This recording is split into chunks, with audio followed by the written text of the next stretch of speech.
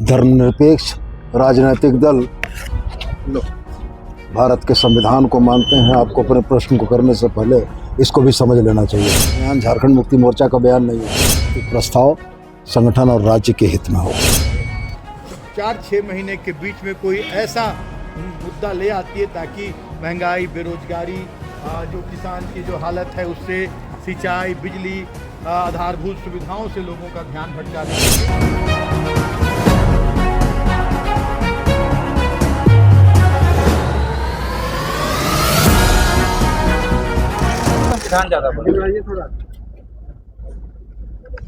धर्मनिरपेक्ष राजनीतिक दल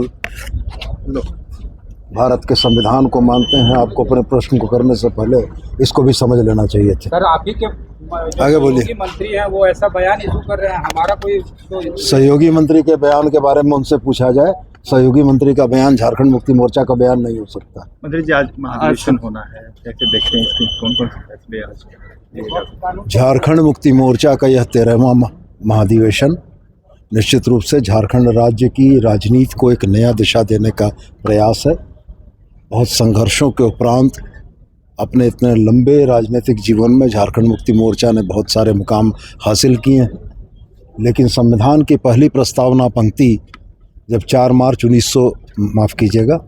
फरवरी 1972 को स्थापना हुई थी और 1983 में जब संविधान अंगीकार किया गया था तो उसकी पहली प्रस्तावना पंक्ति यह कहती थी कि वाम जनवादी विचारधारा पर आधारित यह संगठन झारखंड की शोषित पीड़ित राष्ट्रीयता के हर त्राण के लिए काम करेगा और झारखंड में एक शोषण मुक्त समतामूलक समाज को बनाने की दिशा में प्रयास करेगा। तो हमें लगता है कि कुछ काम हम लोगों ने किया है, कुछ रास्ते हम लोगों ने तय किए हैं और अभी और रास्तों को तय करना बाकी है। मेजर रेजोल्यूशन आज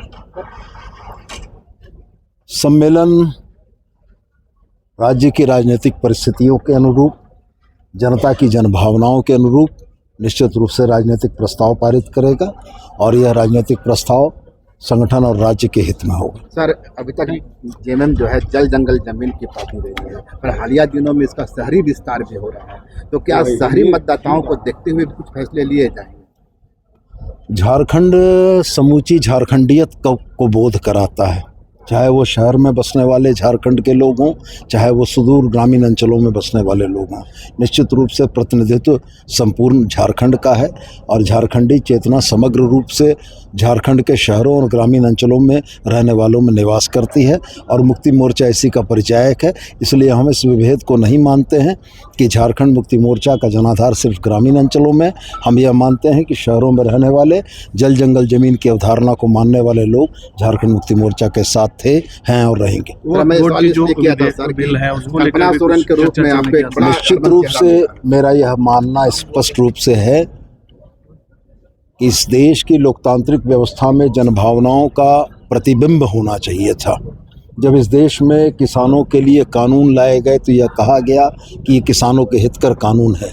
700 से ज़्यादा किसानों की शहादत के बाद अगर इस देश की राजनीतिक व्यवस्था ने उनके कानूनों को, कृषि कानूनों को किसानों के हितकर नहीं माना और वापस लिया, तो मेरा यह मानना है कि आज जिस तरीके से इस देश की एक बड़ी आबादी की जनभावनाओं के विरुद्ध वक्फ कानूनों को लाया गया है, निश्चित रूप से इस देश की संसद को, इस देश की राजनीतिक पार्टियों को जनभावनाओं का सम्मान करना चाहिए। सर, कल्पना सोरेन के रूप में एक बड़ा आपका चेहरा मिला है सर, क्या इसका इस्तेमाल किया जाएगा? निश्चित रूप से कल्पना सोरेन पार्टी से अलग नहीं है और कल्पना सोरेन के द्वारा जो भी काम किए गए उसका फलाफल पार्टी ने लोकसभा और विधानसभा में देखा है और आने वाले दिनों में भी निश्चित रूप से उनका उपयोग पार्टी करेगी।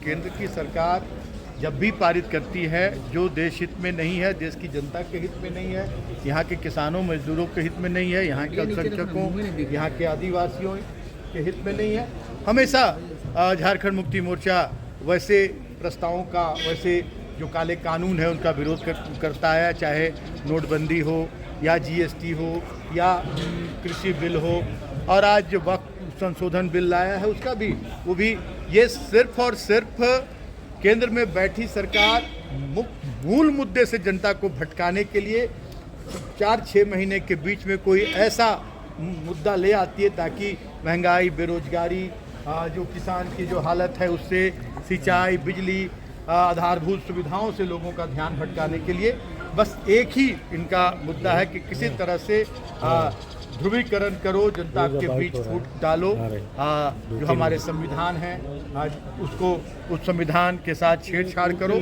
और सत्ता में काबिज रहो। ये इनका मूल मकसद है, इसे हम कामयाब नहीं होने देंगे, चाहे जितना भी बड़ा इनका बहुमत हो, चाहे जो भी जितनी इनका अहंकार हो, ये काम नहीं आएगा। जनता से सर्वोपरि कोई नहीं है और जनता अब ठान चुकी है।